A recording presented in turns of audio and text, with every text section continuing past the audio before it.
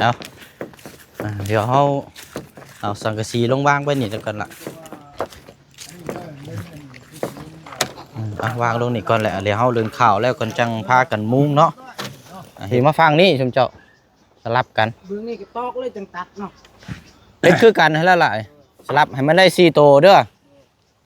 ให้มันได้4โตที่ยะโอ้ยอย่างเฮ็ดแท้นี่เฮ็ดคือบุ๋มนั่นแท้นี่เอาโทรศัพท์ผู้ว้าววัยรุ่นตั้งไว้นี่เด้อจับแน่จับซอยเขาแน่โอ้ไม่มันหนักดีเนาะเอาดึงเด้อล่ะดึงขึ้นไปเลยเอา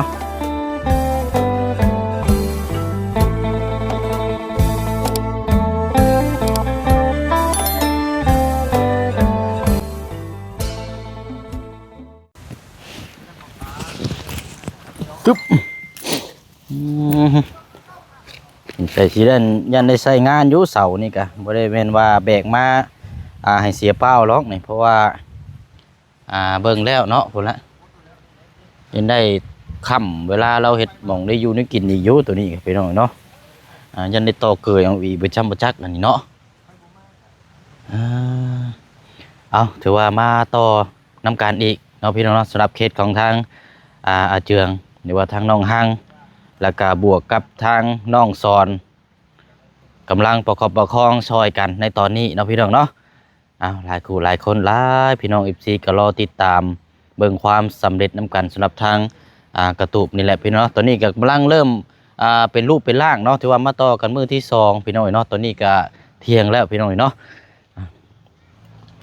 กับทักทายสบายดีและสวัสดีพ่อแม่พี่น้องเปิดสุขุสุคนเด้อพี่น้องเนาะมาพบมาเจอกันอีกคือเก่าคือเดิมพี่น้องเนาะเอากะเพิ่มเติมแน่กะพอดีว่าทางบ่เสียงได้ไปซื้อสังกะสีมาแล้วพี่น้องเนาะจำนวน8แผ่นยาว10 ฟุตหรือว่า3 เมตรจะเอามามุงนี่แหละพี่น้องเป็นสังกะสีใหม่ไปเลยแล้วก็ซื้อตะปูมานำตะปู8 2 โลเนาะเดี๋ยวรุ่นน้ำกันว่าสีพอหรือว่าจังไหนก็จังถ้าบ่พอเฮาจังไปซื้อมาเพิ่มอีกเนาะสังกะสีครับพี่น้องเนาะเอานี่ก็เป็นเงินจำนวนของทางแม่ใจดีเนาะที่ทางแม่เพิ่นสดซอยเป็นครั้งแรกอะไรพี่เนาะเงินจำนวนที่เหลือทางผู้เชี่ยวก็ได้ซื้อสังกะสีมาให้ทางเจืองพร้อมต่อเติมเบิ่งน้ำกันอะไรพี่น้องเนาะก็เบิดไปเท่าไรพี่น้องเนาะมันบินก่อนเบิดไป420,000 กีบเนาะรวมทั้งตะปูน้ำพี่น้องรวมทั้งตะปูน้ำแล้วก็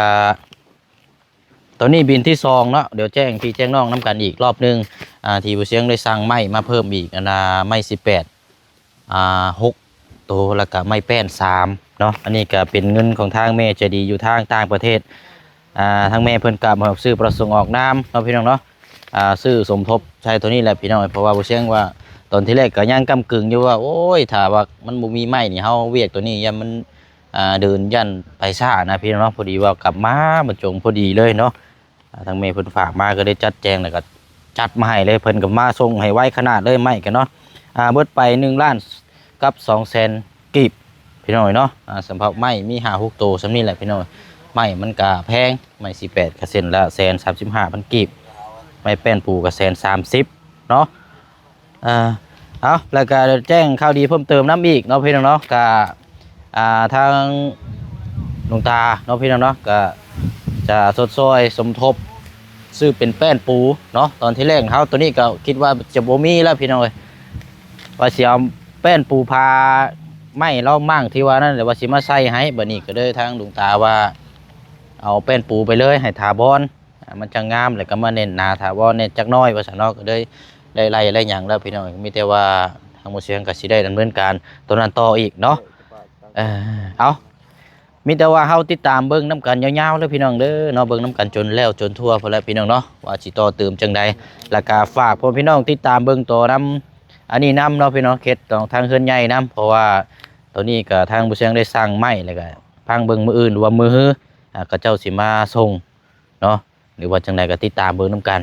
แต่ว่างบนี่ก็ยังขาดหลายเนาะมีแต่ว่าผู้เชี่ยวจะเปิดสมทบคือเก่าแหละพี่น้องยังขาด เอาเรื่องเว้าเรื่องค่าสร้างค่ะสำหรับทางเฮือนใหญ่นี่เนาะแต่ว่าเฮายังบ่ทันได้นัดสร้างมาว่าเพิ่นสิเอาราคาเท่าใดพี่น้องเนาะเฮือนแล้วก็4 คูณ 6เนาะสำหรับทางเฮือนของทางอาเจืองตัวนี้เนาะเอามาบุกนํกันตัวนี้ก่อนพี่น้องเอ้ยเนาะเดี๋ยวทางอาเจืองนี่ให้ทางอันเราขุดตัวนั้นก่อนพี่น้องเนาะเดี๋ยวบ่เชิงสิไปกับทางน้องสอนไปเอาสังกะสีอยู่รถอยู่ก่อนอยู่เฮือนน้องสอนพุ่นแหละพี่น้องจอดอยู่พุ่นแหละเนาะโอเคไปเนาะอันนี้ล่ะสบายดีทางพี่น้องก่อนเนาะโอ้ยสบายดีสบายดีโอ้ยโอเคเอาเต็มที่ได้ต่ออีกมือที่2เด้อโดยได้บ่คือสิแล้วแต่ครึ่งหนึงกันแล้วบ่คันแล้วทั้งทึงก็ซ้ำแล้วเนาะโดยเพราะว่าข้างล่างเฮาผ่ากระจาดเฮาแอมเด้โดยมันก็เอาบ่เป็นหยังเนาะแต่ว่าขอให้เฮาเป็นอุปกรณ์มีครบแล้วมันก็ซ้ำแล้วพี่น้องโดยอันกับปอนมีครบคือสิแล้วดอกแม่นเพราะว่ามีแป้นปูก็มาเพิ่มอีกแน่แล้วก็นี่แหละพี่น้องตอนนี้ก็มีแต่รอติดตามเบิ่งความสำเร็จนํกันเนาะเฮาก็คอยจับคอยบายคอยเบิ่งคอยแย่งนํกันเนาะประคองซอยกันจนแล้วหั่นแหละพี่น้องเนาะนี่แหละกำลังเริ่มอยากให้น้องเพิ่นเดินข่าวอยู่กินนี่พี่น้องเดินข่าวแล้วก็สิได้ตัดตอนนั้นแล้วก็จังสิเอาเป็นลมมาประกอบแล้วก็สิได้มุงสังกะสีไปเอาสังกะสีน้ำมาอยู่รถโดยอยากให้ตั้งอาเจืองอยู่นี่แหละโอ้มืออื่นนี่งานดองเลยนี่เนาะโดยพอเต็มที่ได้นี่พี่น้องเบิ่งแป้นปูนี่ก็เจ้าเกี่ยมไว้เบิ่งพื้นรัวเนาะเต็มเลยนี่เพิ่นซอยกันได้พี่น้องบ้านนี่ทางน้องสอนอาเจืองในการมืออื่นนี่ย่านในยุดจุนี่เนาะโดยเบิ่งก่อนพี่น้องเนาะนั่นแหละไปจะไปเอาสังกะสีน้ำกันเอาตะปูเด้เนาะโอเคอันแก้นี่ก่อนละนี่แก้ตัวนี้มัดคือกันมัดแล้วว่ามันล่มได้โอ้ไปเดี๋ยวจะเอาตะปูก็ได้เจ้าเบกนะโอเคไปเอาสังกะสียาว3 เมตร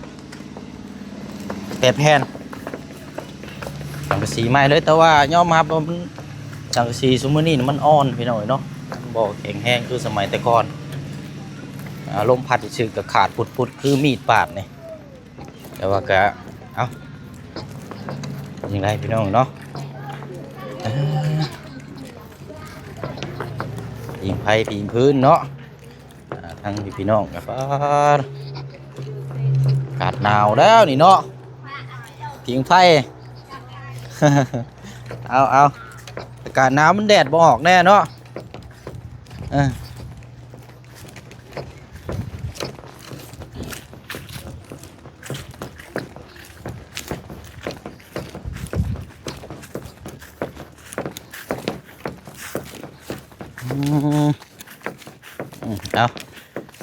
เดี๋ยวเอาสังกะสีลงวางไว้นี่แล้วกันล่ะวางลงนี่ก่อนแหละเดี๋ยวเฮาเดินข่าวแล้วก่อนจังพากันมุ้งเนาะเฮ็ดไปตามสเต็ปก่อน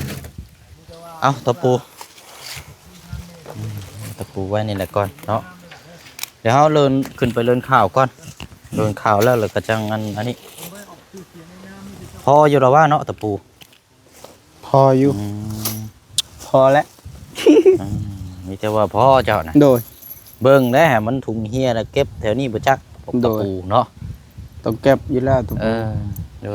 ตะปูนี่ชื่อเนาะบ่ได้คดเนาะเอาสบายดีทั้งอาเจืองเนาะกำลังต่อเติมเสาตัวนี้พี่น้องอันเสาเฮานี่มันมีเจ้าสิใส่จักอันตัวนี้ตัวกลางมีแต่เสา1เสาเอาใส่ซ้ำนี้ก็พอบ่โอ้กันว่าบ่นั่นก็ไปตัดตัวนั้นมาเสริมก็ได้ตัวจะแบ่งมานะบ่แบบมีบอลเฮาต่อยันเนาะเป็นบ่ต่อเอาตัวนี้ต่อออกเลยก็ได้รถละเพราะว่าเฮาสิได้เอาแป้นปูไปได้พี่น้องปูลายสิแหละเนาะอันจอกวางแนวคือใหญ่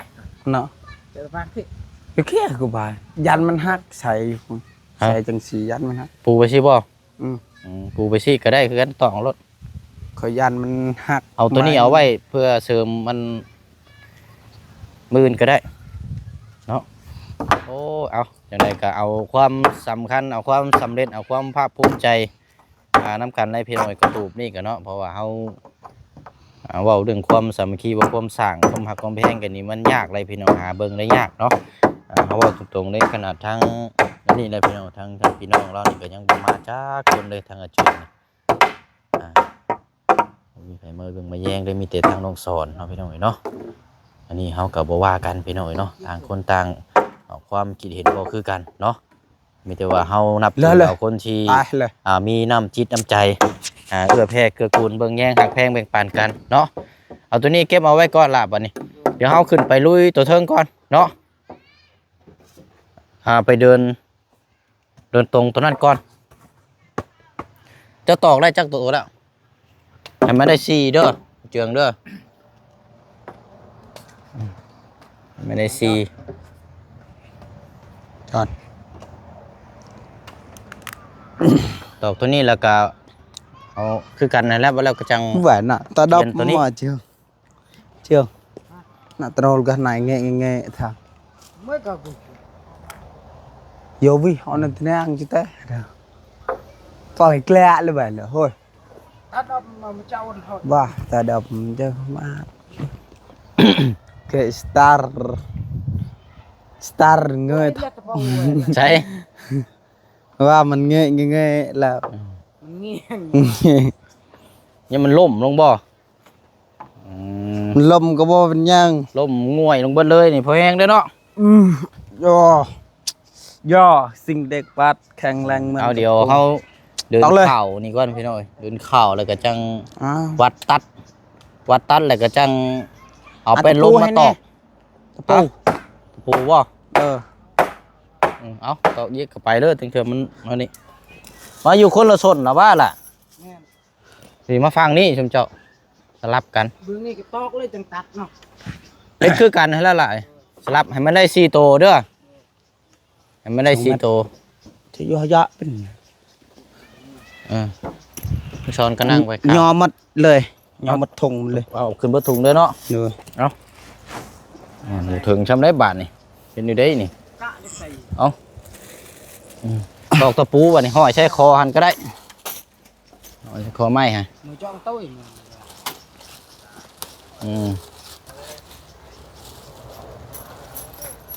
lên đâm kì ta lời ไปมานี่ยับลงไปพูดน้องชอนกระเบื้องเด้อความบังคอนมันเด้อความกว้างความยาวเท่าไรเนาะถือว่า lên đâm kì หาได้แล้ววะ lên หาได้ช่วงแล้วว่าให้มันได้4ตัวได้ล่ะบ่แม่นว่ามันทีแล้วพุ่นห่างบ่ได้เด้ หางเลย ยับลงไปอีก ยับแล้วก็ตอกแล้วพึ่ง เห็นบ่เขาไปอยู่ phải đi leo sầm nè เบิ่ง2 3 4ให้มันติดอยู่เสาหั่นเด้ย cái ได้คือกัน mà nâng ít nè มาหนึ่งแม่นดีเลย เอาตอกเลยนั่นแหละ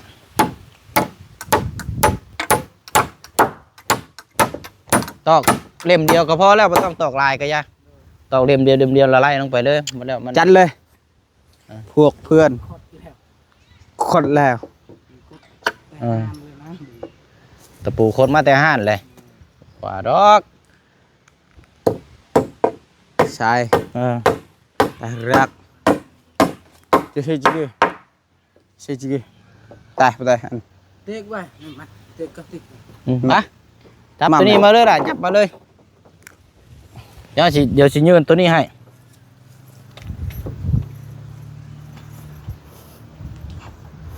พอดีแล้วตัวนั้นก็ยังตกนะโว้ยตายคักบาทนี่ชาวโทรหาบ่ได้ช้ำบาทนี่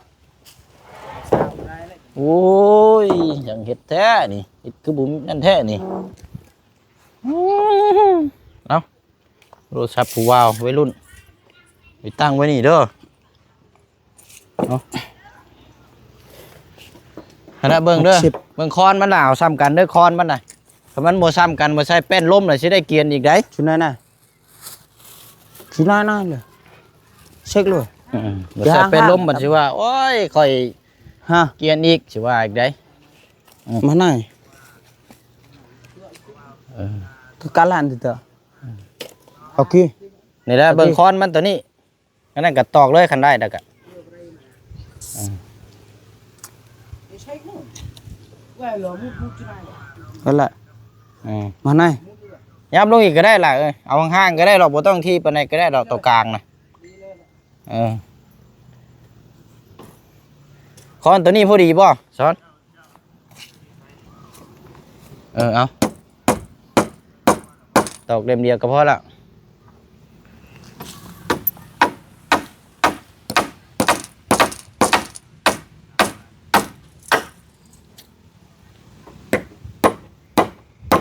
ให้น้องเพิ่นตอกเดินข้าวใส่จัก4โตเนาะจัก4โตก็พอโอ้ยเจืองนี่ตอกมีแต่ลมเบี้ยวแท้นี่เนาะคักแล้วมื้อนี่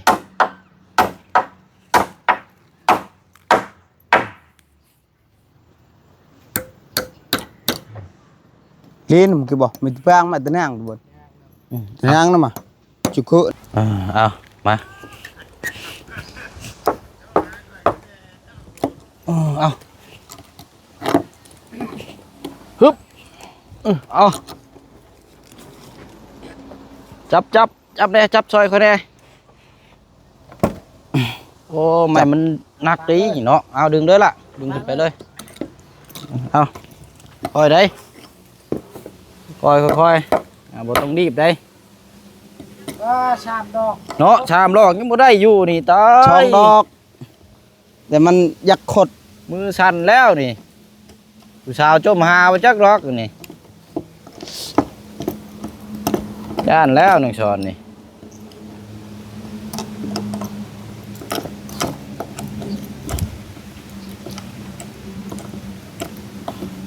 เดี๋ยวตอกตัวนี้ใส่ได้ก็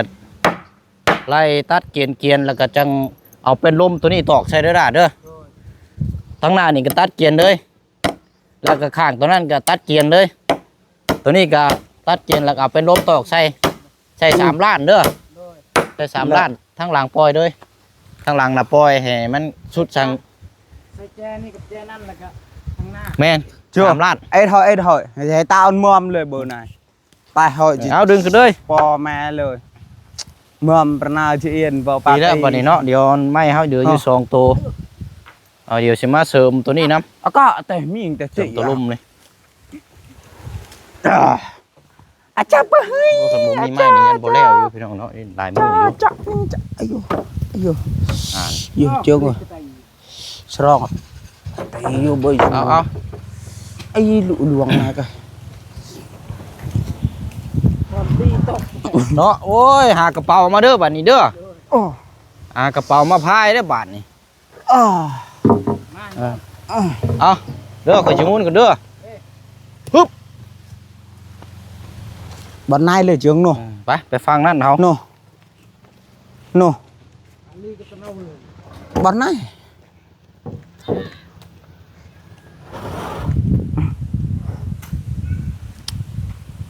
ยนเม็ดนะ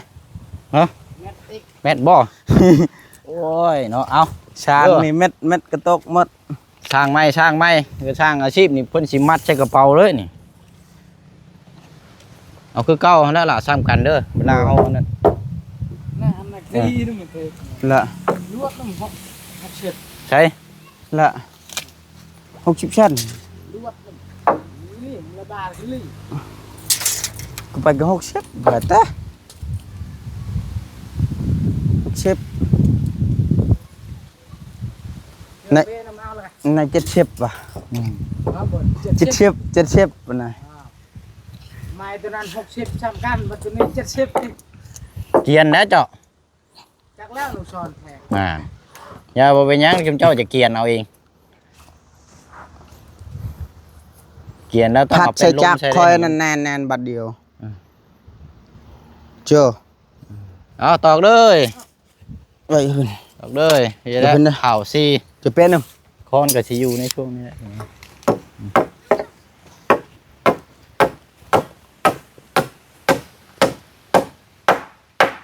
อเคตอกเหลี่ยมเดียวก็พอแล้วบ่ต้องตอกลายแน่นนี่หรอก มาเออโอ้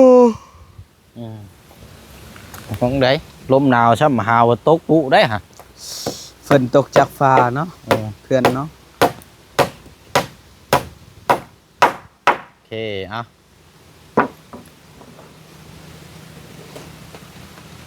ลีนนะบ่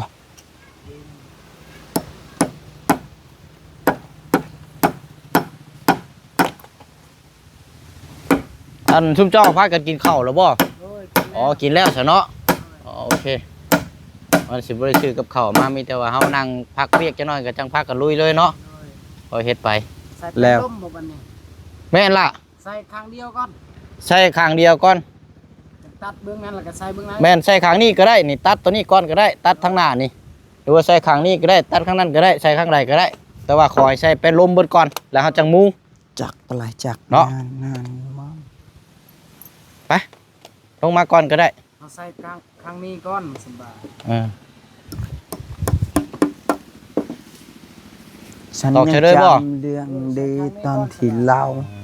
นั้นผ่าน เวลาเอาใส่กลางตัดเอาก็ได้ ผ่านเรื่องเลวร้ายด้วยกั เอา น เดี๋ยวอันนี้ที่มันบ่ตรงติบาดนี่ แม่นตัวนี้70เซนตัวนี้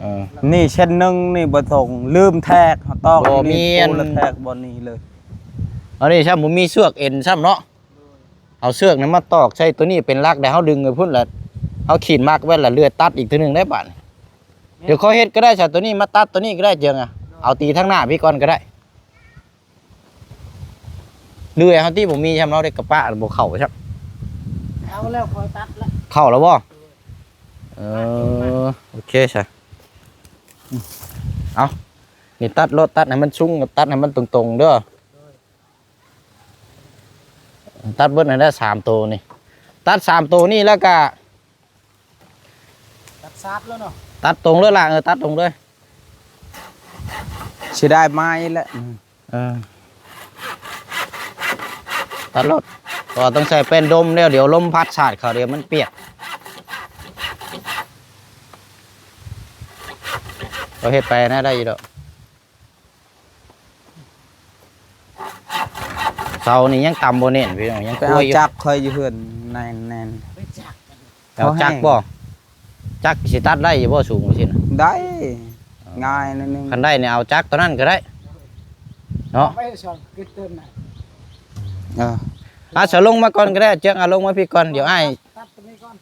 ฮะ แซงมือแซงเขามือแซงเขาไปแซงฮะ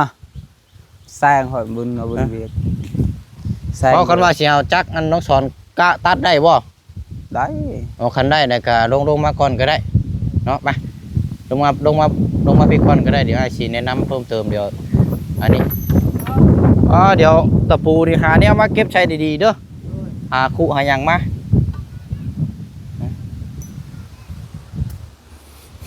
ลงมาก่อนก็ได้เดี๋ยวอ้ายสิบอกรายละเอียดก่อนเพราะว่าเราเชียงสิขึ้นไปอันนี้ก่อนแล้วจังสิเข้ามาใหม่นะ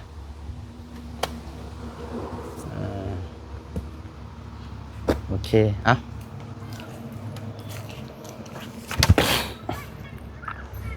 น้องสอนเราต้องมากันได้ไอ้ขอไม้นะ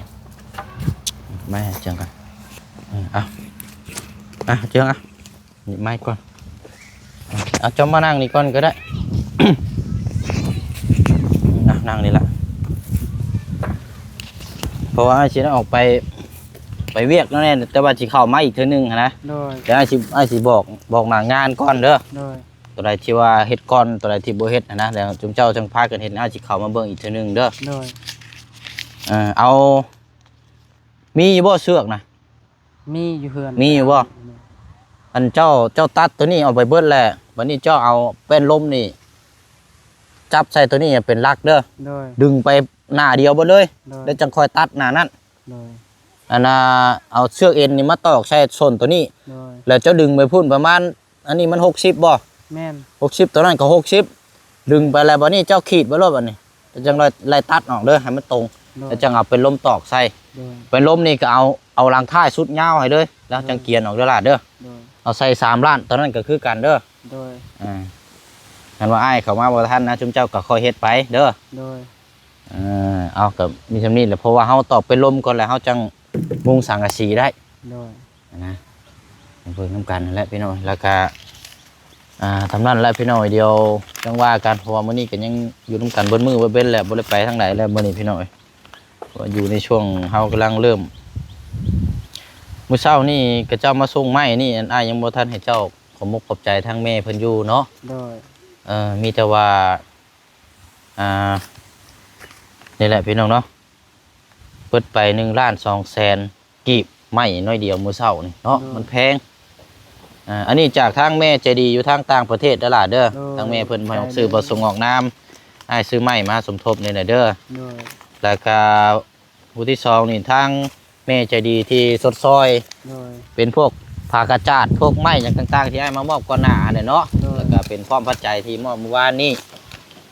นี่ก็ซื้อสังกะสีนี่ก็ทั้งแม่เพิ่นแล้วก็ทั้งตะปูเด้อตะปู82 โลเปิดไป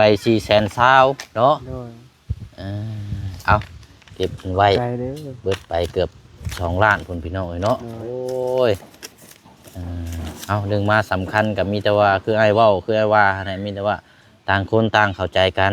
โดย ต่างคนต่างเฮ็ดเวียกต่างคนต่างประคับประคองกัน โดย ต่างคนต่างเบิ่งแย่งกัน โดย มันจังสิสำเร็จมันจังสิงานมันจังสิไปดูล่วงไปด้วยดี โดย เนาะเวลาสร้างเวลาอย่างนี้ถ้าเขามีอคติกันจังใดมันก็บ่แล้วได้เนาะ โดย เพราะว่าเขาจากันแล้วก็เบิ่งแย่งนํกันนั่นแหละ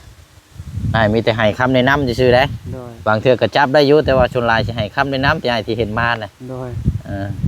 เพราะว่าเฮาเบิ่งหลายคู่หลายคนมันก็เป็นผลดีเนาะเอาเฮ็ดผู้เดียวมันก็คือเฮ็ดผู้เดียวเท่านั้นเนาะจักสิได้ซำใดนะหลายหูหลายตาก็เบิ่งช่วยกันเอามีแต่ว่าเจ้าเกียนตัวนี้ละก่อนนี่ล่ะเด้อ โดย เจ้าเกียนตัวนี้แล้วก็ตีไปล้มก่อนก็ได้เด้อ โดย